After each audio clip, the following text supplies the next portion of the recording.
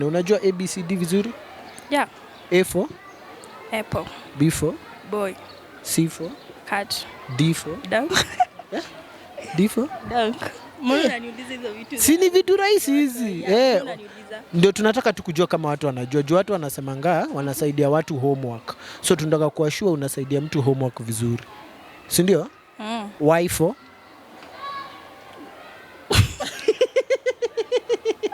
Y for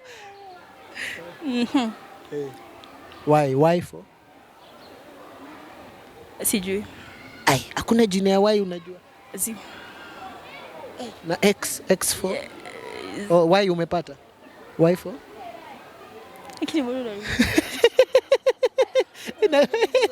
ni ngumu kwani?